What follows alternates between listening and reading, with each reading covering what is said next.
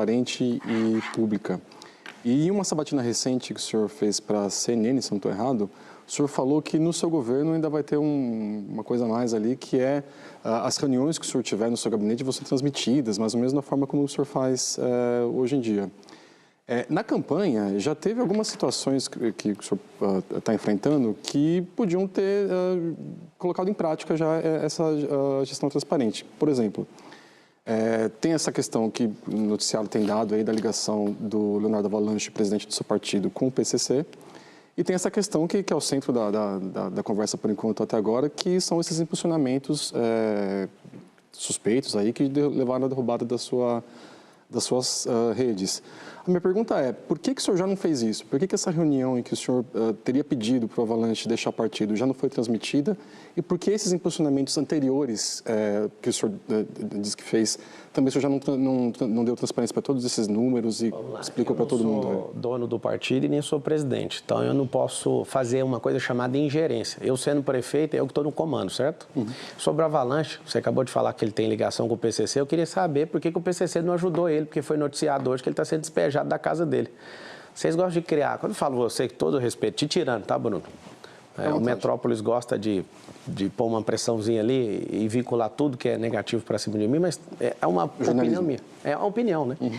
A questão da gente viver num Estado democrático de direito e na liberdade, você não pode ficar chateado com a opinião. Se você quiser fazer pergunta, eu posso falar. Essa matéria, inclusive, da Folha de São Paulo. E aí piorou, mas tudo certo. É uma questão de opinião. Né? A liberdade é a melhor coisa. Você pode falar que eu sou bandido. Mas por que o senhor não deu transparência para essas... Então, eu já te respondi. É ingerência minha se eu quiser expor o partido, certo? Então, se ele é o presidente, eu tenho que respeitar porque ele está no comando. Agora, a pergunta é, como que o cara é do PCC, parece que o PCC acabou o dinheiro, então, por que o cara está sendo despejado da casa dele? Pergunta 1. Mas o áudio é a voz dele, candidato. Não, mas eu não sou advogado dele. Eu fiz lá o comunicado depois da Globo News e falei para ele, cara, não é melhor se afastar? Eu fiz o comunicado e eu peço, né, que ele tenha bom senso. Eu resolvi me afastar, particularmente dele. Estou seguindo minha campanha em paz, porque para mim é constrangedor o tempo inteiro ter que responder essas questões, mas fica essas perguntas, né? Na minha vida particular eu não mostro tudo, mas reuniões onde eu tenho certeza que as pessoas vão querer me colocar com o pescoço numa forca, eu vou ligar a câmera para mostrar assim. Vai ser o tempo inteiro? Não precisa ser o tempo inteiro. É mais para ter um sistema de defesa. E eu sei que vocês vão me cobrar isso por longos 4 anos de governo. Eu faço questão de transmitir muita coisa. Tem coisas que são estratégia da prefeitura que não precisa de abrir para as pessoas. Então, com relação às contas? Oi? As contas dos impulsionamentos? Eu já falei, não tenho dinheiro pago. Não dá para abrir esses dados para a gente? Já está aberto, está lá no processo. É só pesquisar no terreno, não tem segredo de justiça não, pode olhar lá. Só pegar lá. Pedro, tem a defesa, tem tudo. A gente que o senhor não sabia nem o valor total. Não, mas aí o que eu paguei até hoje, a pergunta dela é o que eu paguei até hoje. Imagina se eu vou te responder isso. É só pedir isso num processo, para mim está tudo certo. Bruno, para fechar a roda. Pedro. Bruno, não, Pedro. Tudo bem, candidato? Tudo ótimo. Eu queria voltar a um assunto que a Malu já até começou a introduzir, a sua condenação lá de 2010 por furto, né? Na sentença, o senhor disse na Globo News que nunca oferiu lucro, que era uma relação de trabalho ali. E na sentença, o juiz fala claramente ali que o seu objetivo em participar do esquema ali era ganhar dinheiro fácil. Então, eu queria devolver para o senhor isso. O objetivo ali era esse mesmo, era ganhar dinheiro fácil? Eu ganhei um salário de R$350 e não tinha dinheiro para pagar advogado. Estou com a minha carteira de trabalho aqui, se você quiser, que você é um cara investigativo, eu te dou ela aqui no intervalo, você tira a foto dela inteira, eu vou te mostrar uma coisa, até para te ajudar nisso aí, que aí mata o assunto. Dia 1º de maio de 2003, eu tinha 16 anos de idade e a carteira estava assinada. Eu fui mandado embora desse emprego, eu era operador de áudio, e por uns 6 meses eu fui prestar serviço para essa pessoa, né, na condição, né, de confiança, de alguém que eu já conhecia. Da igreja, né? Era o pastor de jovens da época. E aí, eu, muito jovem, querendo ajudar em casa e pagar minha faculdade, entrei nisso, foi uma latada na minha vida, me envergonho de ter envolvido com esse tipo de gente.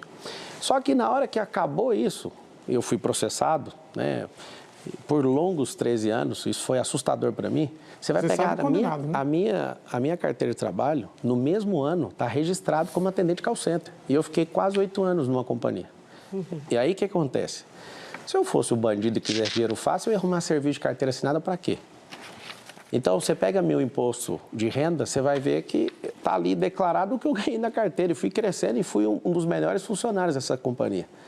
Então, eu não tenho nadinha para me curvar para bandido, eu não sou bandido. Se você investigar e achar o que eu tirei de alguém, porque os candidatos, né, de forma deselegante e desespero, porque todos caíram na pesquisa e eu estou subindo igual um foguete aqui na cidade de São Paulo. Eu estou perguntando coisa do processo, não tem nada a ver com o candidato. Mas eu estou te falando. Candidatos, né?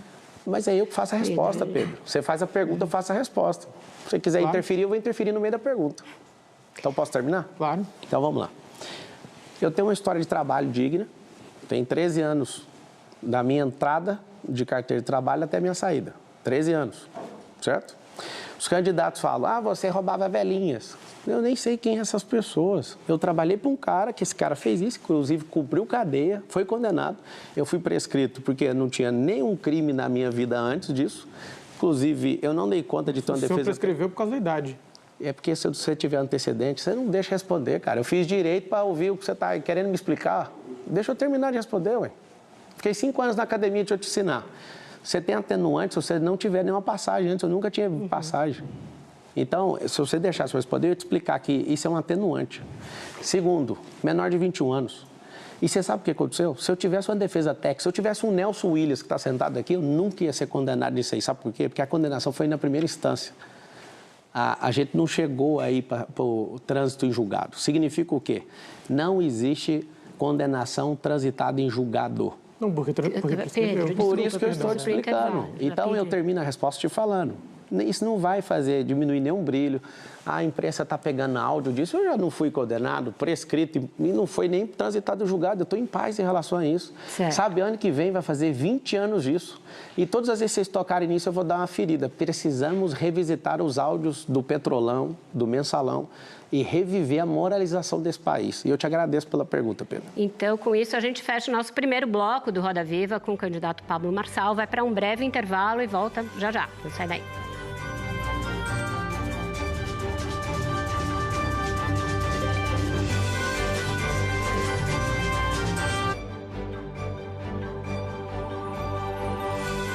Inovação que conecta. Bradesco.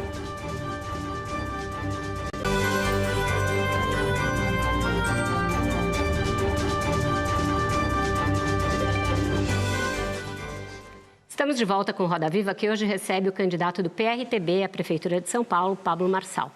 Candidato, o senhor falou que esse processo vai fazer 20 anos, que o senhor já respondeu por ele já prescreveu, isso tudo é verdade, mas o eleitor está conhecendo o senhor majoritariamente agora. O senhor sempre teve muitos seguidores, milhões deles espalhados pelo Brasil. O eleitor de São Paulo está tomando conhecimento da sua trajetória agora, então é lícito que essas questões voltem, porque afinal é uma condenação, não é qualquer coisa. A gente está falando de uma condenação. O senhor disse que o senhor consertava computadores. Nos últimos dias surgiram áudios mostrando uma certa intimidade com os integrantes do esquema, inclusive uma preocupação da sua parte quando o pastor Danilo foi preso ou começou a ser investigado. Eu trago isso à baila porque o senhor também já ensinou em diversas ocasiões que o candidato Guilherme Boulos teria relações com drogas. No Flow, na semana passada, numa hora se referindo aos seus adversários, o senhor falou, esse povo que mata os outros. O Igor até fez assim, nossa, calma, você falou, eu tenho que falar isso mesmo, tal. Me parece que quando é com o senhor fica muito sentido, se sente injustiçado, mas quando é com os outros, o senhor não tem muito cuidado. Isso não demonstra um pouco de 2 pesos e 2 medidas no trato da reputação dos outros, candidato? Na verdade, é uma questão de fazer perguntas. Quem matou o Celso Daniel, né? Pois é, até hoje está sem resposta. Pois é, então... a gente sabe, mas falar, a gente morre também, então é melhor ficar caladinho, né? Ali é uma baixaria. Eu peço perdão para o eleitor, porque eu saio de casa pensando, hoje vai ser o dia da nobreza. Mas não tem como, eles estão desesperados, porque nunca na história da Prefeitura de São Paulo alguém está concorrendo contra a máquina municipal, estadual e federal. Sem as suas redes sociais, só com Deus e com o povo. O senhor é muito bom de retórica, o que eu estou perguntando não é isso. Eu estou perguntando se o senhor não usa, o senhor, como orador, que se gaba de ser um excelente orador, e o senhor de fato é. Se o senhor não usa de 2 pesos e 2 medidas quando o senhor cobra, que em relação ao senhor não se remexam fatos que estão documentados, são uma condenação judicial, e em relação aos outros, o senhor joga fatos no ventilador sem nenhum cuidado. É a mesma coisa que a para-choque de comunista faz. Ela fala um monte de coisa que é para eu gastar meu tempo para não atacar os outros. Que ali tem um consórcio comunista, e aí eu já respondo sua pergunta e você fica satisfeito. Um comunista com a ideologia de extrema esquerda, que eu nunca vi nenhum de vocês falando que o Boulos é de extrema esquerda. Ele é uma vergonha até para o PT. É uma derrota para o PT ter ele de aliado. Ele é extrema esquerda. Eu acho que eu pego leve demais. Nunca o Boulos será prefeito dessa cidade. Isso é uma questão pessoal. Eu jamais entraria na eleição de prefeito de São Paulo.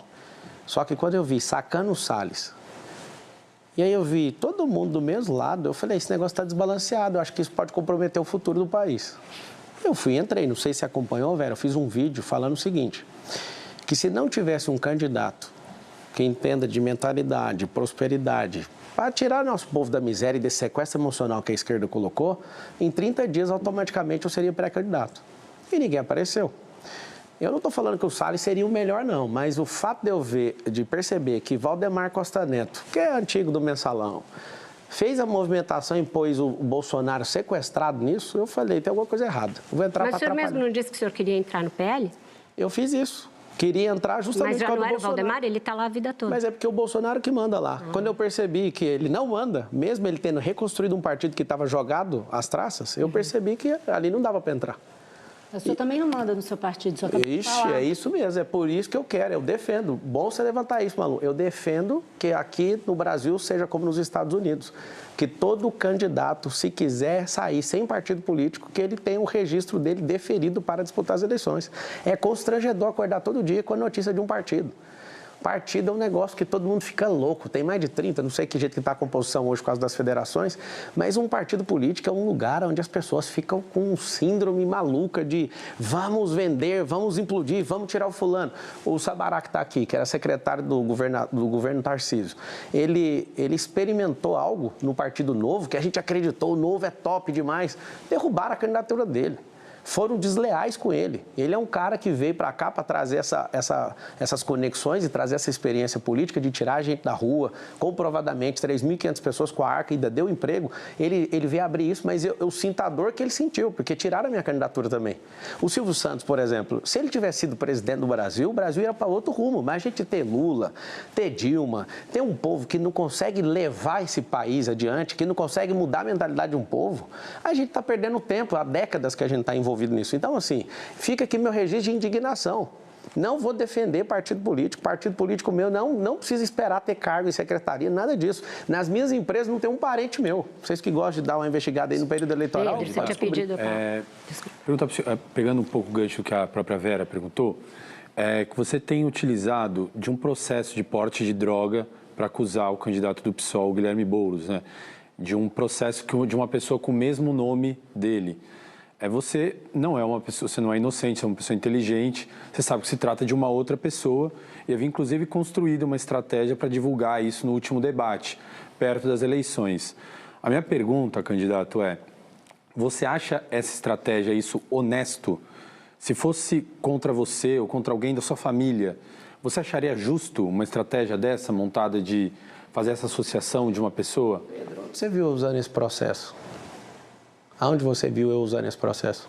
Eu ouvi você fazendo acusações. Fala aí, aonde que você ouviu eu usando o processo? É mentira, então, o processo? Não, eu quero saber eu. Não, eu quero saber, então, qual que é a prova. É o seguinte, como o Boulos está apavorado e não aparece com o toxicológico, calma que eu estou aqui, eu vou resolver isso aí. Tem uma entrada num hospital, calma que eu falo para todo mundo. Né? Eu acho que a gente está batendo recorde aqui, agradeço todo mundo e faz o M28, tira um print. Vamos responder a pergunta. Eu estou respondendo. Tem limite a pergunta? Que é Roda Viva? Não, tem limite de tempo a pergunta? Não tem não, você pode responder à vontade, mas agora essa coisa de faz o M no Roda Viva, eu acho que é meio incabível.